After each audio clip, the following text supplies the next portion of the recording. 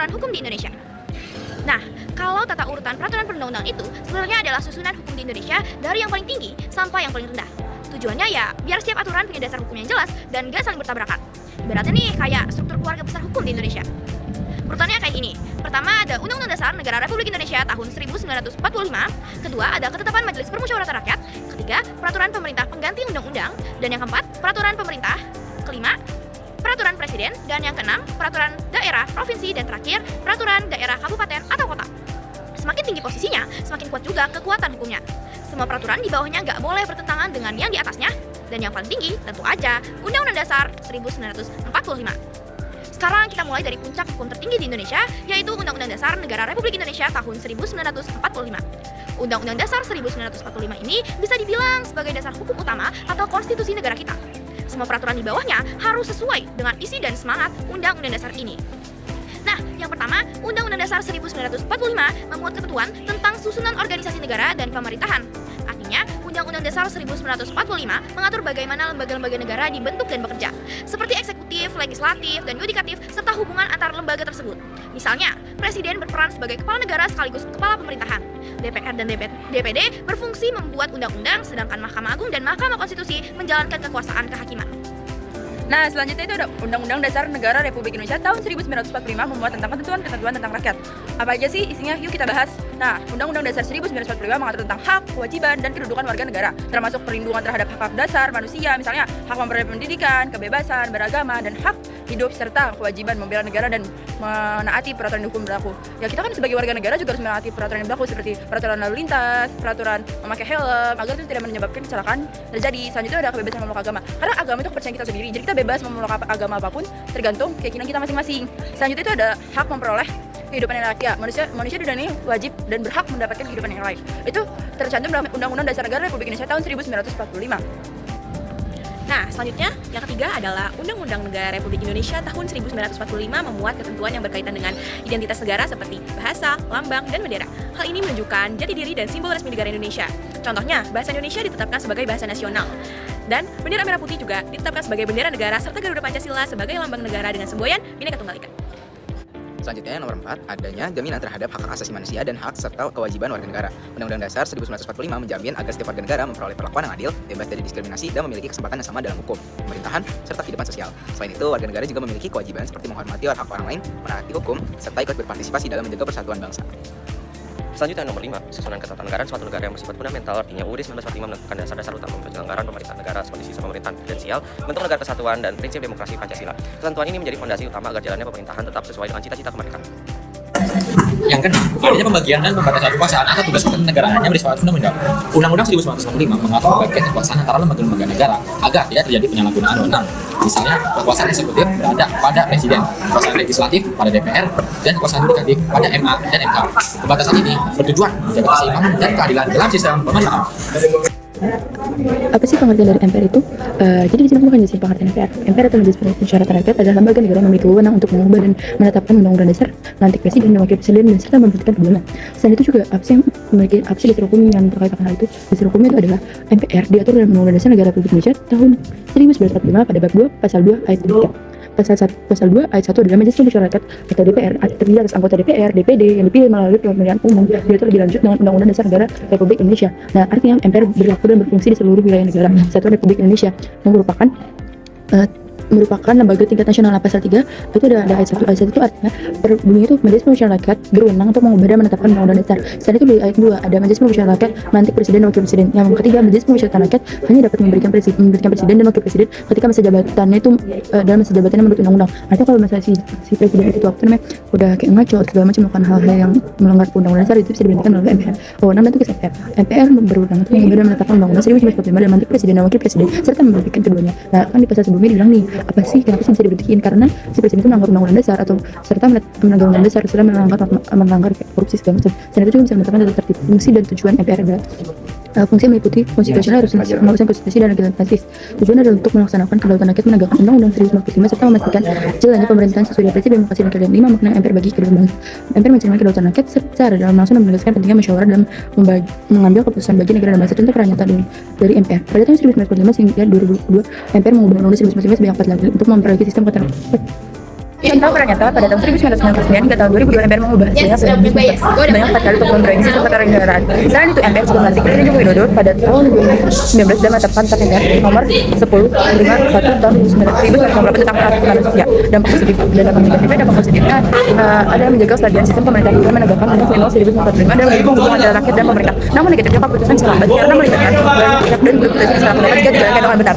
Kesimpulannya ada MPR adalah lembaga negara penting yang berperan menjaga sistem pemerintahan, menegakkan kedaulatan rakyat dan memastikan jalannya konstitusi sesuai amanat UUD 1945. Contohnya MPR melantik Presiden Jokowi pada tahun 2019. Di sini saya akan menjelaskan peraturan pemerintah pengganti undang-undang Perpu dan undang-undang. Pengertiannya undang-undang. Undang-undang adalah peraturan perundang-undangan yang dibuat oleh DPR bersama Presiden yang berisi norma hukum, mengikat dan mengatur hal-hal penting dalam kehidupan berbangsa dan bernegara. Tujuannya yaitu melaksanakan ketentuan Undang-Undang 1945, mengatur hak dan kewajiban warga negara, memberikan kepastian, keadilan dan ketertiban hukum, menjadi dasar hukum bagi kebijakan pemerintah, mengatur berbagai bidang kehidupan seperti pendidikan, hukum, ekonomi, dan politik. Bentuk peraturannya itu tertulis dan memuat bab, pasal, ayat, dan penjelasan. Ditetapkan oleh DPR bersama Presiden, berlaku secara nasional dan mengikat umum. Diundang-undangkan dalam lembaga negara Republik Indonesia. Nah, selanjutnya ada contoh. Contohnya yaitu Undang-Undang Nomor 1 Tahun 2023 tentang Kitab Undang-Undang Hukum Pidana KUHP, Undang-Undang Nomor 20 Tahun 2003 tentang Sistem Pendidikan Nasional, Undang-Undang Nomor 6 Tahun 2015 tentang Desa. Nah, yang kedua yaitu peraturan pemerintahan pengganti undang-undang atau Perpu. Pengertiannya yaitu Perpu adalah peraturan yang dibuat oleh Presiden dalam keadaan genting yang memaksa sebagai pengganti undang-undang yang belum sempat dibahas bersama DPR. Tujuannya yaitu mengatasi keadaan darurat atau mendesak yang memerlukan peraturan segera, mengisi kekosongan hukum agar pemerintahan dapat bertindak cepat, memberi dasar hukum sementara sebelum DPR membuat undang-undang. Selanjutnya bentuk peraturannya ditetapkan oleh Presiden tanpa persetujuan DPR terlebih dahulu, berlaku segera setelah diundang-undangkan, bersifat sementara karena harus disetujui DPR pada masa sidang berikutnya. Dan strukturnya itu sama seperti undang-undang bab, pasal, dan penjelasan. Contohnya yaitu Perpu Nomor 1 Tahun 2020 tentang kebijakan keuangan negara untuk penanganan COVID-19 yang disahkan jadi Undang-Undang Nomor 2 Tahun 2020. Perpu Nomor 2 Tahun 2012 tentang Cipta Kerja disahkan jadi Undang-Undang Nomor 6 Tahun 2023. Dan selanjutnya Perpu Nomor 1 Tahun 2017 tentang akses informasi keuangan untuk kepentingan perpajakan. Baik, di sini saya akan menjelaskan peraturan pemerintah atau PP. Nah, peraturan pemerintah atau PP yaitu adalah aturan yang dibuat oleh Presiden untuk menjelaskan lebih dalam bagaimana undang-undang yang dijalankan. Jadi, kalau undang-undang menjelaskan secara umum, maka peraturan pemerintah menjelaskan bagaimana pelaksanaannya di lapangan. Contohnya, misalkan ada undang-undang tentang pendidikan nasional, di mana supaya kita bisa lebih jelas pelaksanaannya, Presiden membuat peraturan pemerintah nomor 57 tahun 2021 tentang standar nasional pendidikan. Nah, dengan PP ini, pemerintah bisa mengatur hal-hal yang lebih rinci seperti kurikulum, standar guru, dan penilaian siswa. Jadi, singkatnya, peraturan pemerintah adalah aturan pelaksanaan undang-undang dibuat oleh Presiden agar pelaksanaan hukum lebih jelas dan teratur. Halo teman-teman semuanya, hari ini aku mau jelasin tentang peraturan presiden atau perpres. Kalian tahu nggak sih kalau perpres itu sebenarnya penting, dan bahkan waktu pandemi COVID-19 jadi kita ngerasain loh, tahu kan waktu pandemi itu kita benar-benar terpuruk banget dan sampai presiden tuh ngeluarin peraturan. Jadi gini, peraturan presiden adalah peraturan yang dibuat langsung oleh presiden untuk melaksanakan undang-undang atau kebijakan pemerintah. Ibaratnya kalau negara ini sekolah, presiden itu pas sekolahnya lah biar bisa buat peraturan-peraturan gitu. Dan perpres ini aturannya sekolah biar semua murid dan guru tahu apa yang harus dilakukan. Jadi tujuannya itu biar semua rakyat dan menteri-menteri itu bisa ngelakuin apa yang si presiden itu suruh. Lalu tujuan perpres itu ada banyak loh. Salah di antaranya itu menjalankan kebijakan nasional, menjalankan aturan dari undang-undang atau peraturan pemerintah, dan ada juga memastikan semua lembaga pemerintah bekerja dengan selaras. Jadi semuanya biar lurus dan gak ada kesalahan. Singkatnya biar negara jalan lebih efisien deh dan tertib gitu. Lalu bentuk-bentuknya tuh ada banyak gitu. Di antaranya tuh ada 3 yang hari ini aku mau sebutin. Yang pertama tuh ada salah itu mah contohnya ya. Kita bentuk dulu deh dokumennya itu. Dokumen pertama tuh bentuknya dari dokumen resmi, ada juga pasal, ayat, dan ditandatangani oleh Presiden RI. Kalau udah ditandatangani semuanya langsung berjalan. Lalu selanjutnya ada dari contoh-contohnya nih, baru sekarang aku mau kasih tahu contoh-contohnya. Yang pertama ada Perpres nomor 87 tahun 2017 mengenai penguatan pendidikan karakter. Selanjutnya ada Perpres nomor 63 tahun 2019 tentang bahasa Indonesia. Terakhir tuh kemarin kan kita sempat COVID-19 dan itu ternyata belum lama banget. Ternyata kita tuh selama ini sempat ngerasain Perpres atau peraturan presiden. Contohnya itu ada di Perpres nomor 99 tahun 2020 tentang pengadaan dan pelaksanaan vaksinasi COVID-19. Nah, dari situ vaksin bisa disebarkan agar kita lebih kebal dan lebih kuat untuk menghadapi corona. Jadi terima kasih sudah mendengarkan aku untuk tapping ini. Lanjut ke materi selanjutnya. Kalau tadi udah dijelasin soal peraturan presiden, sekarang kita lanjut ke tingkat daerah nih, yaitu peraturan daerah provinsi. Peraturan daerah atau Perda adalah aturan yang dibuat bareng sama pemerintah daerah dan DPRD buat ngatur urusan rumah tangga daerahnya sendiri. Tujuannya ya biar setiap daerah bisa menyesuaikan kebijakan sama kebutuhan masyarakat setempat. Karena nggak semua hal bisa diatur langsung dari pusat kan? Kalau di tingkat provinsi, Perda disusun bareng antara DPRD provinsi dan gubernur. Biasanya isinya ngatur hal-hal penting kayak pendidikan, lingkungan, pajak, budaya, sampai soal ketertiban masyarakat provinsi itu sendiri. Nah, kita ambil contoh dari Provinsi Jawa Barat deh. Lagi ramai banget kan soal aturan jam malam untuk pelajar. Aturan ini tertuang dalam Surat Edaran Gubernur Jawa Barat nomor 51/PA.03/Distrik tahun 2025 tentang pemberlakuan jam malam bagi pelajar yang mulai berlaku sejak 23 Mei 2025. Lewat aturan ini, pelajar di Jawa Barat gak boleh beraktivitas di luar rumah lewat dari jam 9 malam sampai jam 4 pagi kecuali untuk keperluan penting kayak kegiatan sekolah resmi atau urusan darurat. Tujuannya bukan buat ngebatasin kebebasan anak muda, tapi buat melindungi mereka dari hal-hal negatif yang bisa terjadi kalau berkeliaran terlalu malam. Kayak contohnya tawuran, balapan liar, atau kegiatan yang bisa membahayakan diri sendiri, bahkan orang lain.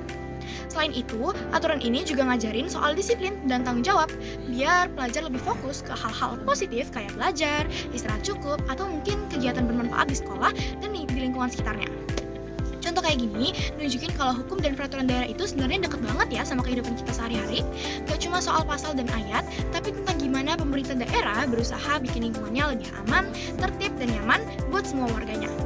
Makanya, penting banget kan buat kita paham dan patuh sama peraturan daerah yang berlaku, karena lewat aturan kayak gini, pemerintah daerah bisa bekerja bareng masyarakat buat wujudin lingkungan yang tertib, aman, dan penuh rasa saling peduli. Selanjutnya, saya akan menjelaskan peraturan daerah kabupaten atau kota. Peraturan daerah kabupaten atau kota adalah peraturan perundang-undangan yang dibuat oleh Dewan Perwakilan Rakyat Daerah, Kabupaten atau Kota bersama dengan Bupati atau Wali Kota. Perda ini berfungsi sebagai dasar hukum dalam penyelenggaraan, pemerintahan, dan pembangunan di tingkat kabupaten atau kota. Dasar hukumnya ada di pasal 18 ayat 6 Undang-Undang Dasar tahun 1945. Selanjutnya ada Undang-Undang Nomor 23 tahun 2014 tentang pemerintahan daerah. Tujuannya dibentuk peraturan daerah kabupaten atau kota adalah untuk menjalankan otonomi daerah dan tugas pembantuan, mengatur urusan pemerintahan yang menjadi kewenangan kabupaten atau kota, menampung kondisi dan kebutuhan khusus daerah yang tidak diatur oleh pemerintah pusat, meningkatkan kesejahteraan masyarakat melalui kebijakan daerah yang sesuai dengan potensi lokal, dan yang terakhir, menjamin ketertiban, keadilan, dan kepastian hukum di wilayah kabupaten atau kota. Nah, untuk bentuk peraturan dari peraturan daerah kabupaten atau kota, yaitu yang pertama ada peraturan daerah atau disingkat Perda, disahkan bersama oleh DPRD kabupaten atau kota dan bupati atau wali kota. Yang kedua ada peraturan kepala daerah, Perbu atau Perwali, biasa disingkat. Peraturan pelaksanaan dari Perda yang ditetapkan oleh bupati atau wali kota untuk menjabarkan lebih lanjut pelaksanaan Perda. Nah, contoh-contohnya di dunia nyata untuk peraturan daerah kabupaten atau kota, yaitu yang pertama ada Perda Kabupaten Bandung nomor 5 tahun 2021 tentang pengelolaan sampah. Yang kedua ada Perda Kota Surabaya nomor 2 tahun 2020 tentang penataan pedagang kaki lima. Yang ketiga ada Perda Kabupaten Sleman nomor 7 tahun 2019 tentang pajak daerah. Yang terakhir ada Perwali Denpasar nomor 36 tahun 2018 untuk pengurangan penggunaan kantong plastik. Nah, prosedur pembentukan peraturan daerah, kabupaten atau kota dilakukan melalui beberapa tahap resmi sesuai dengan Undang-Undang Nomor 12 Tahun 2011 tentang pembentukan peraturan perundang-undangan. Yang pertama ada tahap perencanaan. Tahap perencanaan ini tahap awal untuk menentukan rencana perda apa saja yang akan dibuat dalam 1 tahun. Hasilnya dituangkan dalam program pembentukan peraturan daerah dan disusun bersama oleh DPRD kabupaten atau kota dan pemerintah daerah. Nah, yang kedua ada penyusunan. Nah, penyusunan ini dilakukan oleh bupati atau wali kota atau oleh DPRD kabupaten atau kota, tergantung siapa pengusulnya. Dalam tahap ini dibuat yang pertama ada naskah akademik yang berisi latar belakang dan kajian ilmiah dan rancangan peraturan daerah. Lalu selanjutnya ada pembahasan.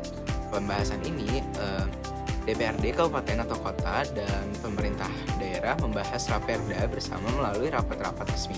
Tujuannya untuk menyamakan pandangan memperbaiki pasal-pasal dan memastikan Raperda ini sesuai hukum dan kebutuhan daerah. Dan yang keempat ada penetapan atau persetujuan bersama. Setelah pembahasan selesai, Raperda disetujui bersama oleh DPRD kabupaten atau kota dan bupati atau wali kota. Dan yang kelima ada pengundangan. Pengundangan ada perda yang sudah disetujui ditandatangani oleh bupati atau wali kota dan diundangkan dalam lembaran daerah. Setelah diundangkan, perda resmi berlaku dan mengikat seluruh masyarakat di daerah tersebut. Dan yang terakhir ada tahap sosialisasi dan pelaksanaan. Pemerintah daerah melakukan sosialisasi kepada masyarakat agar mereka memahami isi perda. Setelah itu dilakukan pelaksanaan dan pengawasan terhadap penerapannya.